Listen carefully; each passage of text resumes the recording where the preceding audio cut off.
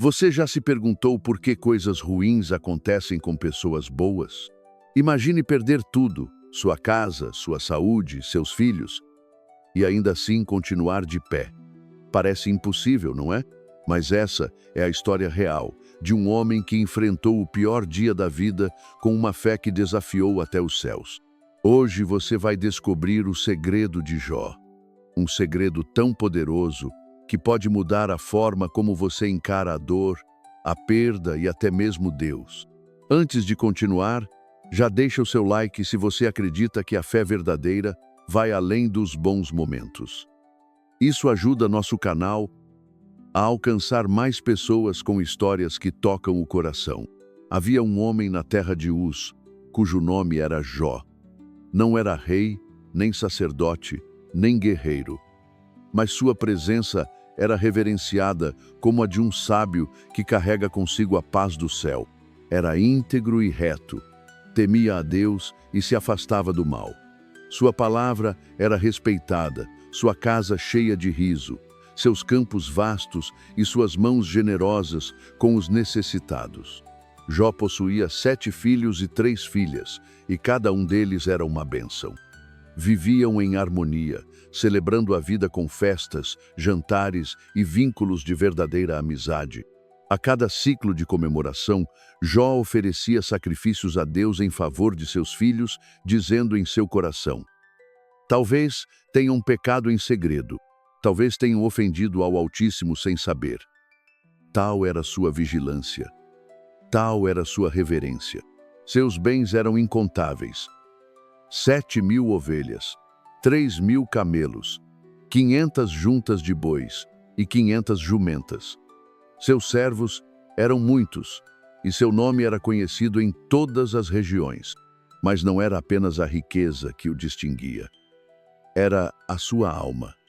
Jó era conhecido não pelos tesouros que possuía, mas pelo silêncio com que orava, pela firmeza com que perdoava, pela sabedoria com que vivia. Tudo parecia perfeito. A vida fluía como um rio calmo sob o céu azul da providência. E, no entanto, invisível aos olhos dos homens, travava-se uma conversa nas alturas que mudaria o destino de Jó para sempre. Num dia não contado entre os dias dos homens, os filhos de Deus se apresentaram diante do Senhor. Entre eles, silencioso e insinuante, veio também Satanás. A cena não era de guerra, nem de clamor, mas de tribunal celestial, onde as almas dos homens são consideradas com reverência e mistério. O Senhor, que tudo vê e nada ignora, perguntou: de onde vens? E Satanás respondeu com frieza: de rodear a terra e passear por ela. Não era apenas uma resposta, era um desafio, uma insinuação, uma provocação vinda daquele que buscava encontrar falhas até nos justos. Então Deus, com voz firme e olhar de pai, disse: observaste o meu servo Jó? Não há ninguém na terra como ele.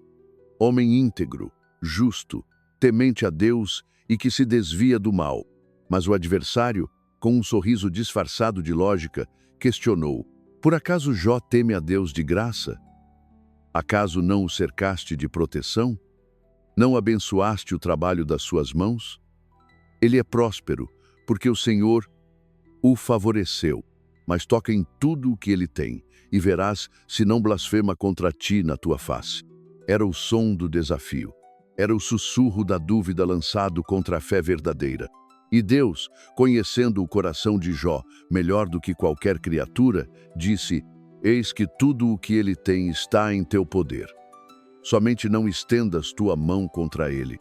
Assim, autorizado pelo próprio Deus, não como castigo, mas como testemunho, Satanás saiu da presença do Senhor determinado a destruir tudo o que sustentava a vida de Jó.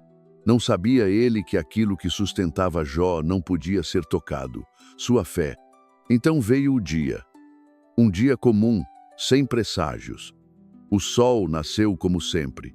Os rebanhos pastavam em paz.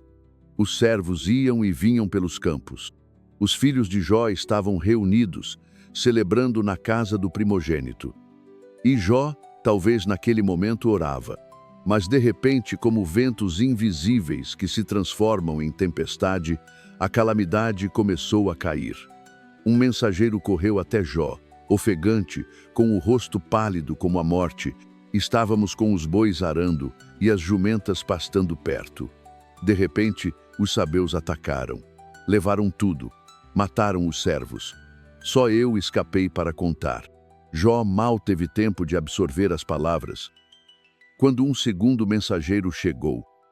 Desesperado, fogo caiu do céu. Consumiu as ovelhas. Queimou os servos. Só eu escapei para contar. Antes que o segundo terminasse, um terceiro mensageiro apareceu. Os caldeus formaram 3 bandos. Atacaram os camelos, mataram os homens. Só eu escapei. E então, como se houvesse ainda espaço para mais dor, um quarto mensageiro se aproximou. Suas palavras não foram gritadas, mas sussurradas, como se tentassem negar o horror.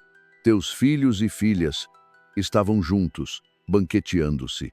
Um vento forte veio do deserto, atingiu os 4 cantos da casa. Ela desabou. Todos morreram. Não havia mais nada. Jó havia perdido tudo: seus bens, seus servos, seus filhos. Em um só dia, a vida que antes fluía em bênçãos foi reduzida a ruínas, e o silêncio da dor caiu sobre ele como uma capa de cinzas. Mas então, diante dos olhos do céu e da terra, Jó fez o impensável. Levantou-se. Rasgou seu manto, rapou a cabeça, ajoelhou-se, com o rosto em terra, e adorou. E disse: Nu saí do ventre de minha mãe, e nu tornarei para lá. O Senhor deu, o Senhor tirou. Bendito seja o nome do Senhor.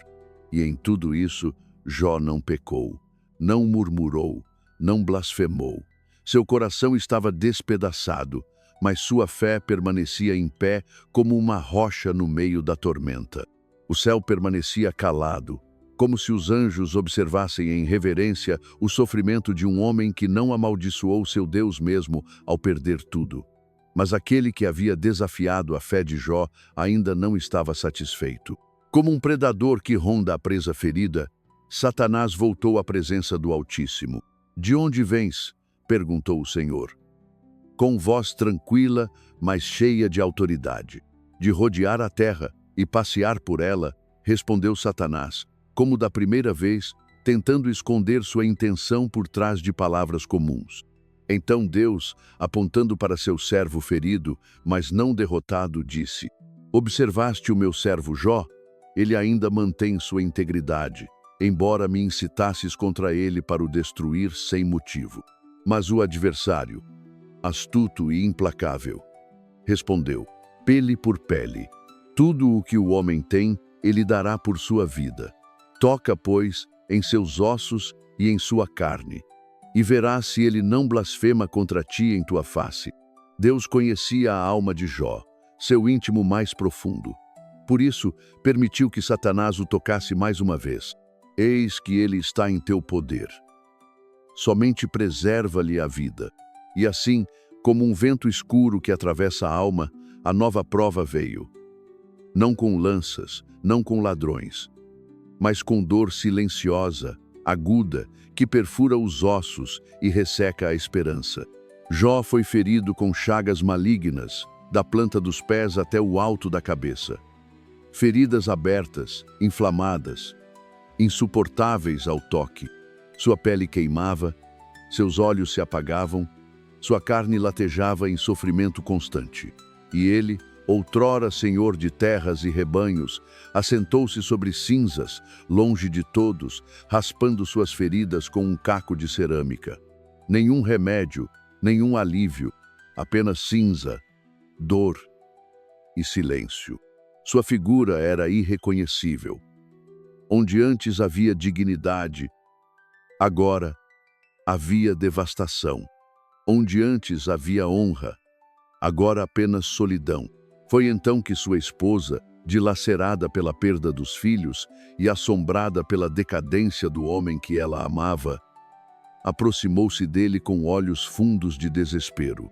Ainda mantens tua integridade? Amaldiçoa a Deus e morre.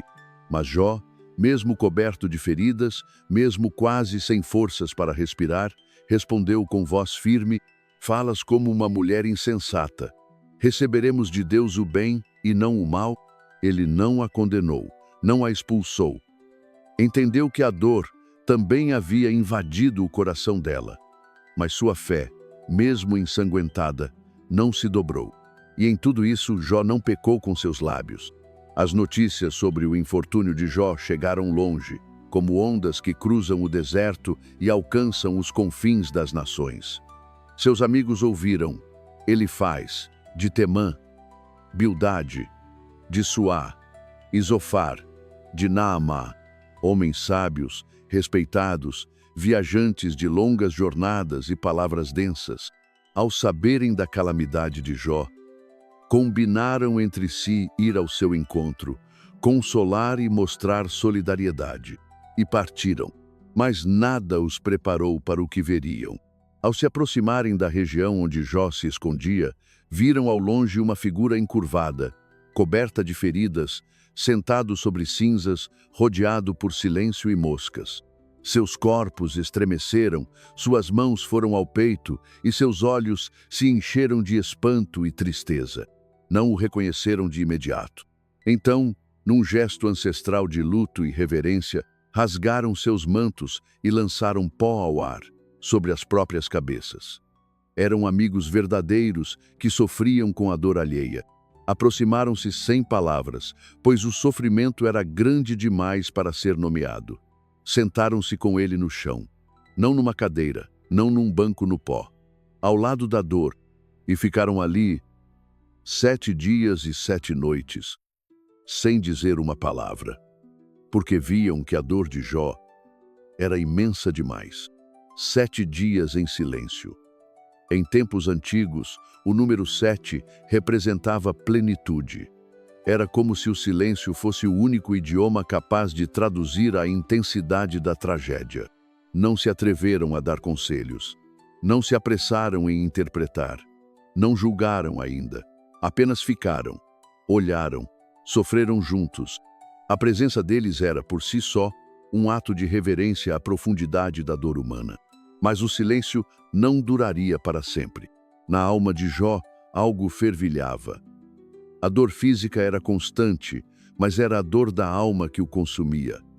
A injustiça do que acontecera, o vazio da perda, o silêncio de Deus.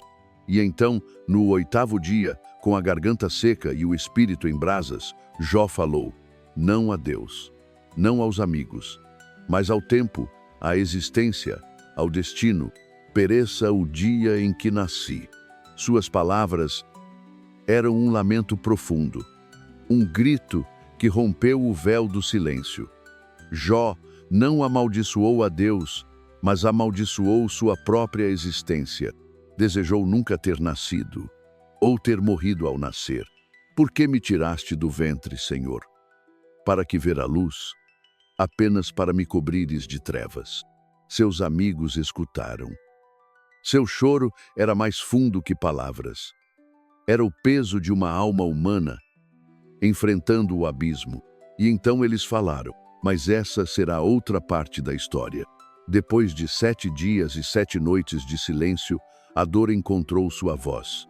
E essa voz era a de Jó, ferida e rouca, que amaldiçoou o próprio dia de nascimento. Não amaldiçoou a Deus jamais, mas amaldiçoou a existência. Seu lamento era como o som de uma harpa quebrada em meio a um templo vazio. Por que nasci? Para que abriram meus olhos à luz? Se a vida é apenas sombra e tormenta, seus amigos ouviram, e foi então que Elifaz de Temã, o mais velho entre eles, ergueu sua voz. Ele era conhecido por sua sabedoria e ponderação, e falou com um tom sereno, mas carregado de autoridade: Jó, tu instruías a muitos, tu fortalecias os braços fracos e amparavas os que caíam. Mas agora que a prova chega a ti, vacilas. Jó permaneceu em silêncio.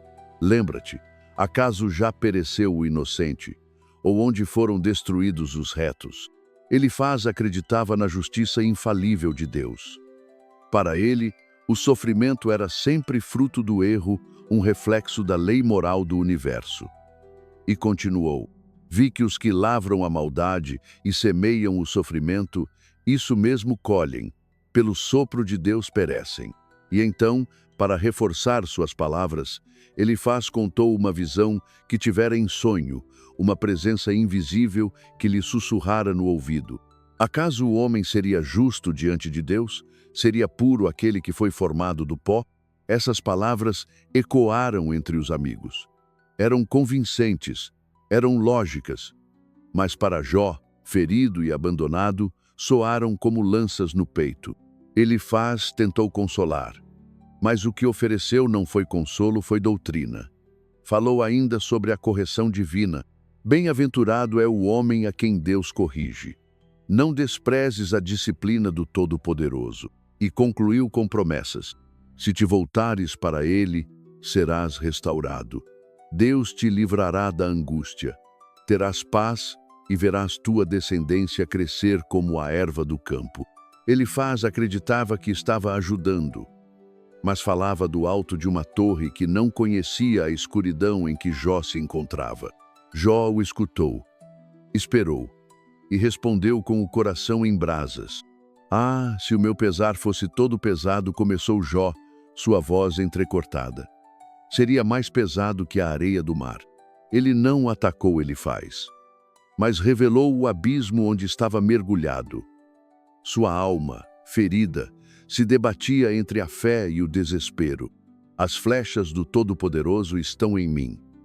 O veneno delas me corrói o espírito. Jó tentava expressar o que muitos corações jamais ousaram dizer. Não queria morrer, mas não via mais razão para viver. Por que me criaste, Senhor, se o meu fôlego se tornou meu tormento? Ele desejava o fim, não por revolta, mas por exaustão. E falou: sem censura, deixem-me morrer, pois jamais reneguei as palavras do santo. Mesmo em meio à dor extrema, Jó ainda se apegava à sua integridade. Meus irmãos me decepcionam, disse, olhando para seus amigos. Como ribeiros que secam no calor, assim são vocês para comigo. Viestes ver minha dor, mas não a suportaram. Suas palavras não eram apenas acusação, eram súplicas de humanidade. Ele não pedia explicações. Pedia empatia. Ensinem-me, mostrem onde errei, mas não julguem com dureza, como se a vida fosse simples. Jó sentia-se só. Seus amigos, ao invés de sustentá-lo, ofereciam diagnósticos. Elifaz falava de merecimento, mas Jó falava de mistério. E então, olhando para o céu que parecia de bronze, ele bradou: não são poucos os meus dias? Deixai-me em paz, para que eu tenha um instante de alívio, antes que eu vá à terra das trevas e da sombra da morte. Era um clamor de quem não compreendia mais os caminhos do seu Deus. Mas ainda o buscava. Ainda falava com ele. Seus amigos escutaram em silêncio. Mas dentro deles, as doutrinas pesavam mais que a compaixão. Logo viria o segundo a falar. Mas naquele momento, a alma de Jó permanecia nua diante do Altíssimo, clamando, sofrendo, mas não negando. E o céu, por enquanto, ainda permanecia em silêncio. O silêncio que se seguiu ao desabafo de Jó era denso como névoa. Mas foi logo interrompido por uma nova voz mais rígida, mais cortante. Era Bildade de Suá, homem de fala firme, enraizado nas tradições dos pais e na lógica da retribuição. Até quando falarás tais coisas? Disse ele, com as sobrancelhas cerradas. Tuas palavras são como vento impetuoso. Para Bildade, a dor de Jó não dava a ele o direito de questionar os caminhos de Deus. E sem hesitação, lançou sua interpretação. Deus jamais perverte o direito. O Todo-Poderoso não torce a justiça. Suas palavras foram ditas com convicção. Mas para Jó, que havia perdido filhos e saúde sem explicação, cada frase era uma ferida nova sobre carne viva. E então, com frieza teológica, Bildade pronunciou aquilo que mais doeu. Se teus filhos pecaram contra Deus, ele os entregou à sua própria rebelião. Foi como se o vento gelado atravessasse o peito de Jó, seus filhos mortos, e agora seus nomes usados como argumento. Bildade continuou: mas se tu buscares a Deus e te purificares, ele te restaurará. Ainda que teu começo tenha sido pequeno, teu fim será grandioso. A ideia era simples, quase matemática. Sofrimento é resultado de pecado. Restauração é fruto de arrependimento. Bildade não via mistério, só lei. Não via alma, só consequência. Interroga as gerações passadas, disse, e aprenderás com os pais. Porque nós somos de ontem e nada sabemos. Mas os antigos, esses sim, entendiam os caminhos do Altíssimo. Bildade era defensor da tradição, e nela via todas as respostas. Para ele, Jó devia aceitar sua culpa, mesmo que oculta, e dobrar-se diante do juízo de Deus. E para ilustrar, lançou uma série de metáforas. O papiro cresce sem lama, o junco brota sem água. Assim são os que esquecem de Deus secos, sem raiz, destinados ao pó. Era a teologia da causa e efeito, aplicada com a precisão de um escriba, mas sem a compaixão de um irmão. Eis o que sucede ao ímpio, mas Deus não rejeita o íntegro. Ele encherá tua boca de riso e teus lábios de alegria, se tu fores puro. Bildade terminou seu discurso com promessas, mas promessas condicionadas à confissão de culpa. Não havia espaço para a inocência sofrida. Não havia espaço para a dúvida santa. Jó permaneceu imóvel por um tempo, seus olhos cerrados, o corpo curvado. Mas dentro de si, uma tempestade se formava. A dor não era apenas física. Agora era espiritual, emocional, existencial. E quando falou, suas palavras vieram como um trovão. Em verdade, sei que é assim, começou Jó, com voz amarga. Mas como pode o homem ser justo diante de Deus? Ele não negou a grandeza divina. Ao contrário, reconheceu que o Altíssimo era poderoso, incompreensível, inalcançável. Ele remove montanhas sem que percebam. Ele abala a terra. Ele ordena ao sol e ele não brilha. Ele estende o céu sozinho. Cada palavra era um salmo sombrio. Jó reconhecia a majestade de Deus, mas nela via distância, não consolo. Quem sou eu para discutir com ele? Ainda que eu fosse justo, não responderia. Apenas imploraria misericórdia. Jó estava diante do abismo. Se o justo sofre e Deus permanece em silêncio, onde está a justiça? Se lhe imploro, não responde. Passa por mim e não o vejo. Ele me esmaga sem motivo. Multiplica minhas feridas sem causa. Essas palavras ressoaram como afronta aos ouvidos dos amigos. Mas para Jó, não eram blasfêmia, era um lamento. Ele não odiava a Deus. Estava perdido em meio ao nevoeiro. Se é questão de força, ele é forte. Se é de justiça, quem lhe fará frente? Jó não acusava, questionava. E ao fazê-lo, rasgava o véu do medo religioso, indo onde poucos ousaram. Na fronteira entre fé e desespero, os ímpios vivem em paz. Suas casas estão seguras. Seus filhos prosperam. E eu estou entre as cinzas. E então, com lágrimas e ira, clamou: eu sou inocente. Por que, então, fui feito alvo de tuas flechas? As palavras de Jó, ainda que feridas, vinham de um coração que se recusava a mentir. Ele não encenaria culpa que não existia. Preferia morrer em dúvida do que viver em hipocrisia. E foi nesse momento que Zofar de Naamá se levantou. Ele era o mais jovem e o mais impaciente dos três. Sua voz era dura e seu olhar severo. Muitas palavras.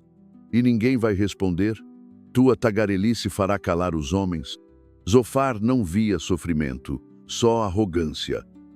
Não via clamor, só insolência. Dizes, sou puro aos olhos de Deus.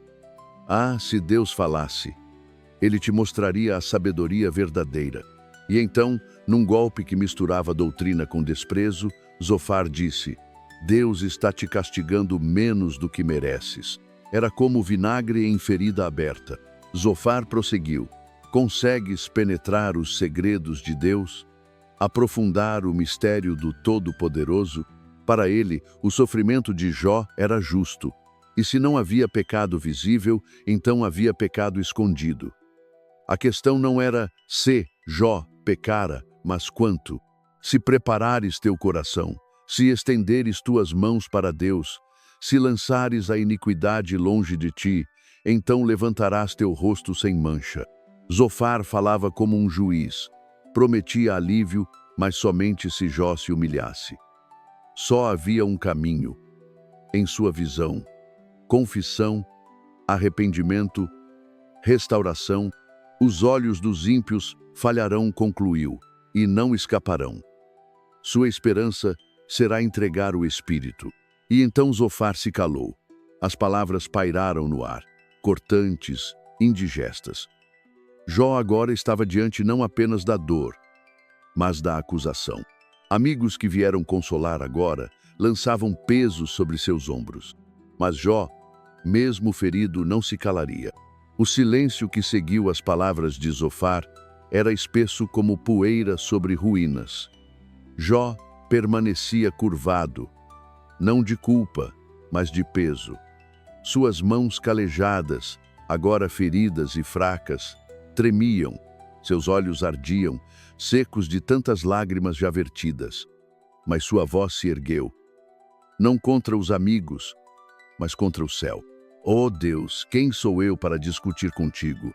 E então, com a lucidez dolorosa de um justo ferido, Jó clamou com palavras jamais antes ouvidas na boca de um homem. Sei que não posso ser justo diante de ti. Ainda que eu argumente, não tenho como vencer.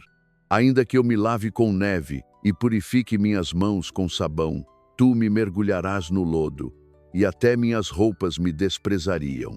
Ele não negava a santidade de Deus, mas via nela uma distância insuperável. Tu és mais forte do que eu.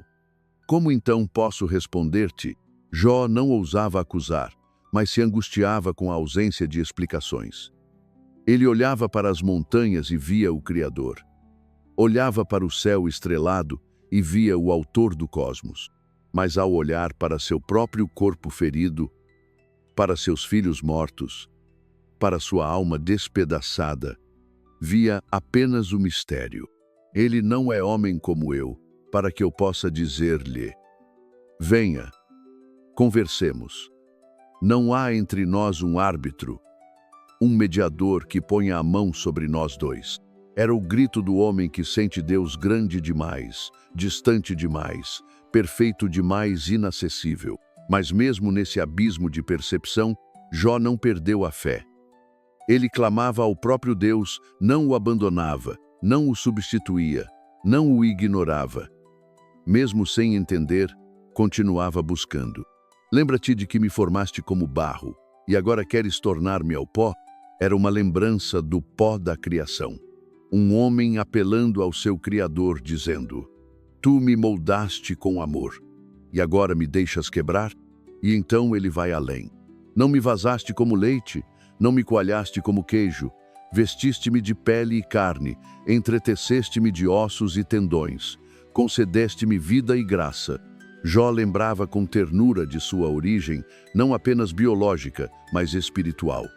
Reconhecia que sua vida fora um dom, mas escondeste no coração algo contra mim, e sei que este é teu propósito, vigiares meus pecados.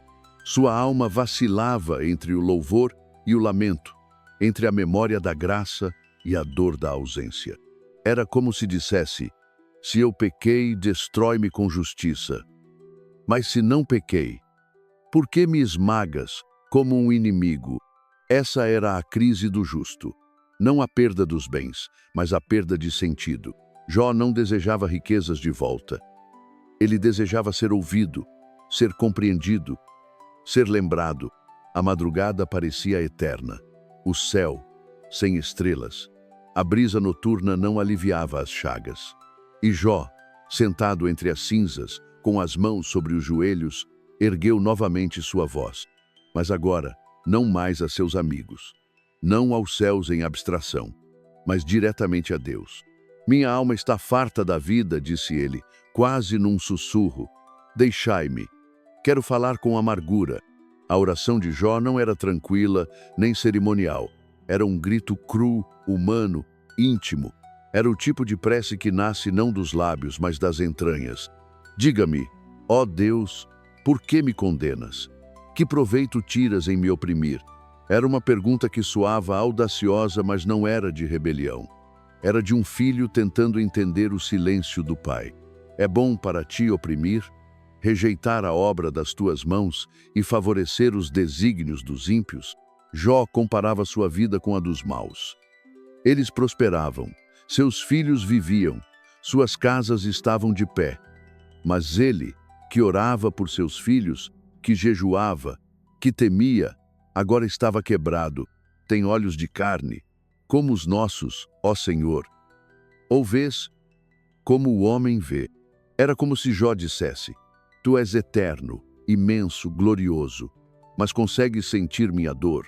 Então Jó voltou ao pó de onde viera. Lembra-te que me fizeste como barro. Tornarás tu a me reduzir ao pó? A imagem era poderosa. O oleiro que amassa o barro modela com paciência e depois desfaz sua obra. Mas Jó não estava se rebelando, estava pedindo sentido. Tu me moldaste com as tuas próprias mãos. Fizeste-me crescer. E agora? Me destróis. Havia em suas palavras um amor ferido, um vínculo desfeito. Jó não queria um milagre. Queria resposta. Sei que não sou isento de culpa, disse. Mas por que me trouxeste à vida? Se sabias que meu fim seria assim. Era como se sua alma gritasse: se o Senhor já sabia o final da história, por que escrevê-la? Jó não amaldiçoava. Ele lamentava com profundidade. E havia beleza, ainda que trágica, nesse lamento. Se pequei, por que não perdoas minha transgressão? Por que não tiras de sobre mim o fardo? Era mais do que teologia, era mais do que teimosia, era sede de sentido. Era um homem sem chão, segurando-se nas palavras que um dia o sustentaram. E então ele terminou, não com raiva, mas com melancolia. Breve tempo me resta. Deixa-me, pois, descansar um pouco, antes que eu vá para o lugar de onde não voltarei. Terra de escuridão e sombras, onde reina a noite sem ordem, e a luz é como trevas. A oração de Jó encerra-se com um silêncio profundo. Não porque terminou, mas porque não há mais palavras. Porque depois de falar tudo, o homem espera. Espera por uma resposta, por um consolo, por Deus. Após o clamor de Jó, o silêncio entre os amigos se tornou mais denso que poeira sobre pedra.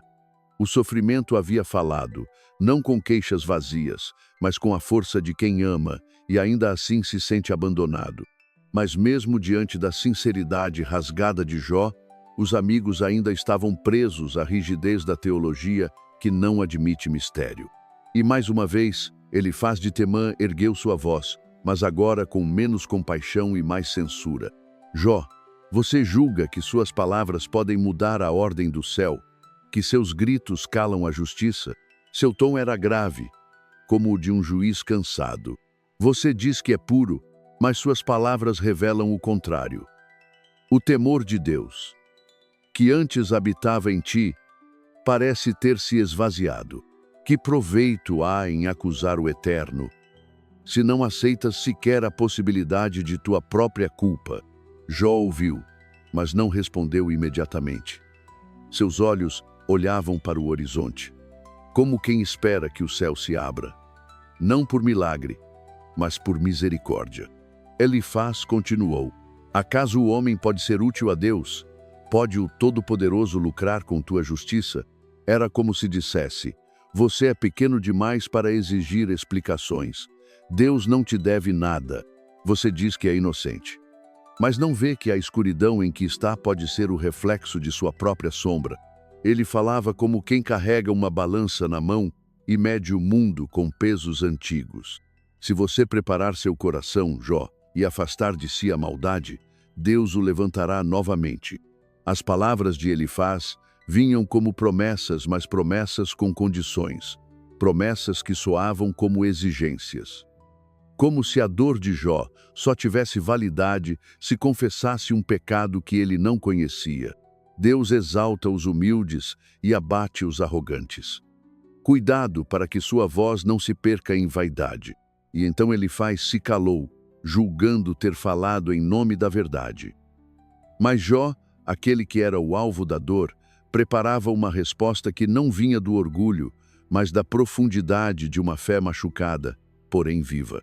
Sem dúvida vocês são o povo, e a sabedoria morrerá convosco, respondeu Jó. Com voz calma, mas cortante. Era ironia, sim, mas também desabafo. Jó não zombava da fé, zombava da presunção de entender a dor alheia. Também tenho entendimento, como vocês. Não sou inferior. Quem não sabe tudo isso que acabaram de dizer? Jó não ignorava as doutrinas. Ele conhecia a tradição, a justiça divina, as histórias dos patriarcas. Mas agora, diante da realidade crua do sofrimento sem explicação, ele via além dos discursos. Eu me tornei motivo de riso para os meus amigos, eu que invocava a Deus e era ouvido. Justo e íntegro, sou escarnecido. As palavras vinham como água represada sendo liberada. Jó falava não apenas por si, mas por todos os que um dia sofreram sem explicação e foram julgados por isso.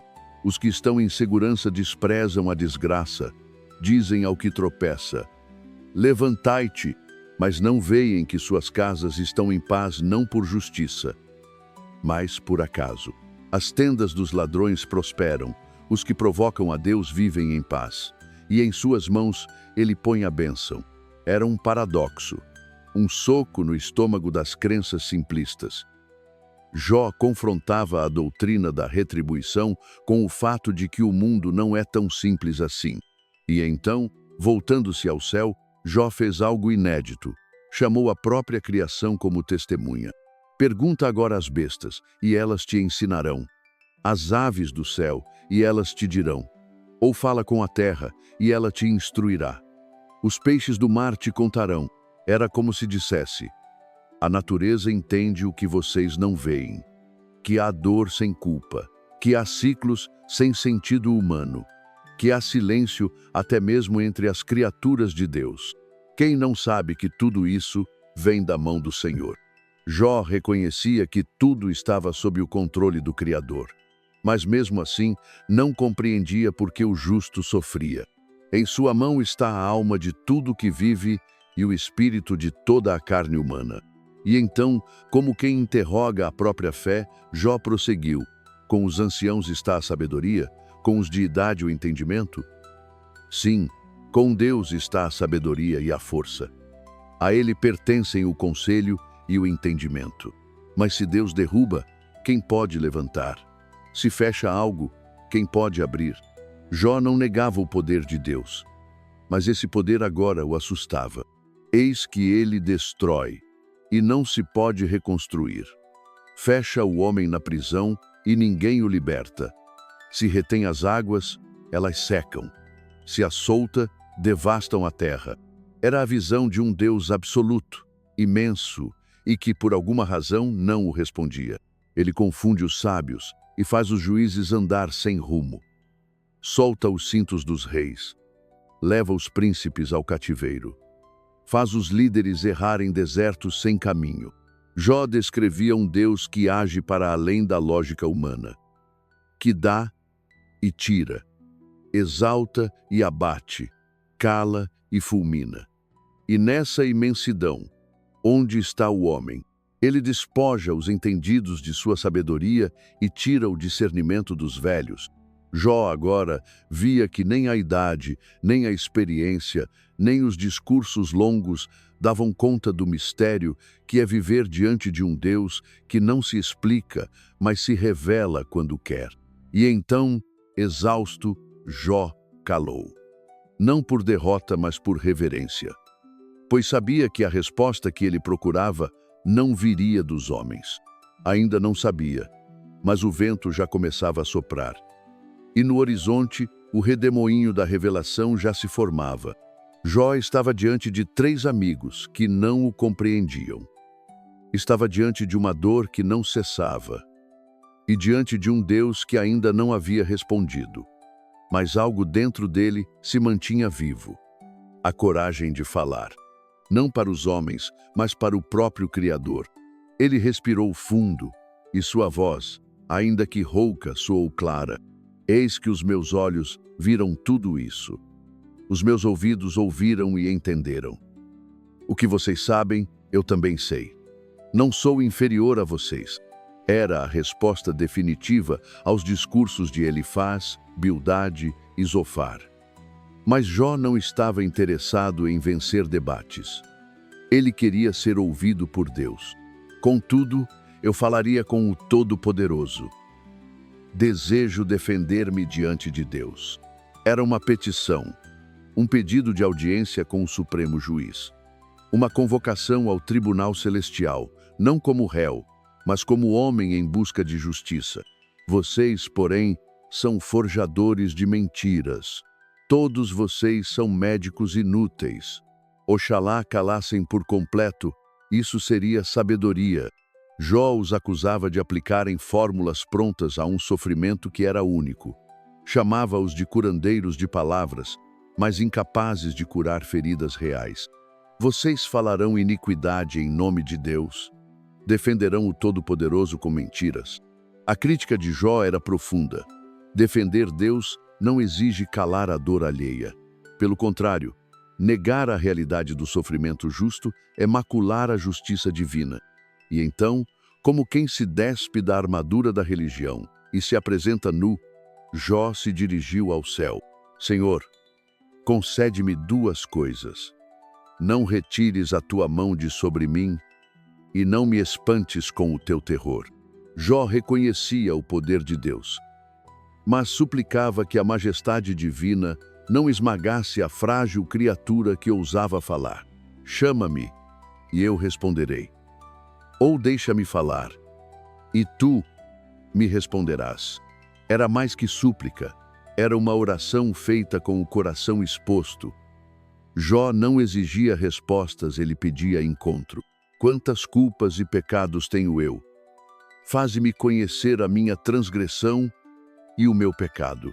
Se havia erro, que Deus o mostrasse, mas se não havia, por que o sofrimento? Por que escondes o teu rosto e me consideras inimigo teu? Era o clamor do filho, que não entende o silêncio do pai. Queres quebrar uma folha levada pelo vento? Perseguirás o restolho seco? Assim Jó se via. Não como um rebelde, mas como alguém frágil sendo esmagado. Seu corpo doía, mas era sua alma que sangrava. Ele não negava a soberania divina, mas já não compreendia o sentido de tudo, e sua oração, ainda que angustiada, era também reverente. O homem, nascido da mulher, é de poucos dias e cheio de inquietação, disse Jó, agora com um tom mais contemplativo. Como quem contempla o tempo com olhos cansados, ele reflete sobre a brevidade da vida. Como a flor, brota e murcha. Foge como sombra e não permanece. Jó agora não falava apenas de si, mas de todos os homens. De toda a humanidade que vive, sofre e desaparece.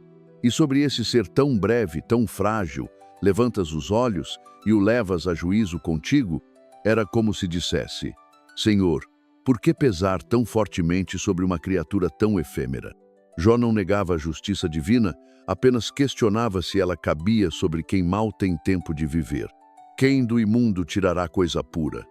Ninguém. Ele reconhece a natureza pecaminosa do homem, mas argumenta.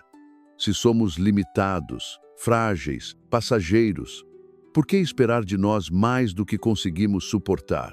Visto que os seus dias estão determinados, e o número dos seus meses está contigo, e já lhe puseste limites que não passará. Desvia dele os olhos, para que tenha repouso. Era quase um pedido de trégua divina. Jó pedia que Deus olhasse para o homem com compaixão, não como juiz, mas como pai. E então, como se contemplasse sua própria lápide, Jó lança uma última pergunta. Se o homem morre, tornará a viver? Era a grande pergunta. O clamor de todos os que olham para o túmulo e desejam esperança. Jó não esperava uma ressurreição gloriosa, mas ansiava por redenção, por sentido além da dor. Todos os dias do meu combate esperaria, até que viesse a minha mudança. Tu me chamarias, e eu responderia. Jó sonhava com um dia em que Deus o chamaria da morte e ele responderia com alegria, mas a realidade o puxava de volta. Agora, contas os meus passos e não perdoas a minha transgressão. Selas a minha transgressão num saco e cobres a minha iniquidade. Era um lamento. Mesmo que pequeno, todo erro era lembrado. Mesmo que buscasse perdão, o castigo não cessava. E Jó termina, como a montanha que desaba, como a pedra que se desgasta com o tempo, assim o homem é levado. Morrendo, não se levanta mais. Silêncio, não havia mais o que dizer. Jó tinha entregue tudo, sua dor, sua alma, sua teologia, sua esperança. Estava nu diante de Deus e do mundo, e embora o céu ainda não tivesse respondido, o redemoinho se formava. A terra se preparava. O tempo da voz divina se aproximava. Ao terminar esta jornada com Jó, talvez você também se sinta em silêncio.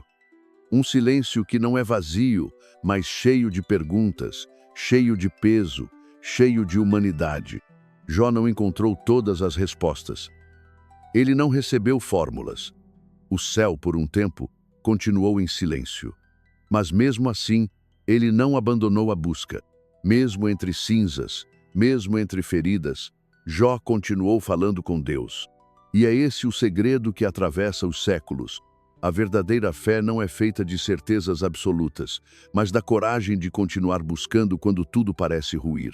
Jó nos ensina que orar não é só agradecer, mas também perguntar, lamentar, até gritar com respeito, com reverência, mas sem máscaras. E nos mostra que Deus não se ofende com nossa dor sincera, Ele a recolhe, Ele a escuta. E no tempo certo, Ele responde. Talvez você esteja passando por algo parecido. Talvez a perda, a dor ou o silêncio divino estejam presentes na sua vida agora. E se estão, essa história é para você. Lembre-se, Deus não nos abandona. Ele molda, Ele forma, Ele transforma. E muitas vezes é no momento em que tudo parece perdido que o redemoinho da resposta começa a se formar. Se essa história falou com você, deixe o seu like agora mesmo. Isso ajuda mais pessoas a encontrarem essa mensagem e talvez seja exatamente o que elas precisam ouvir hoje. Compartilhe, comente o que você sentiu e nunca se esqueça, mesmo quando não entendemos os caminhos de Deus, podemos confiar no coração dele.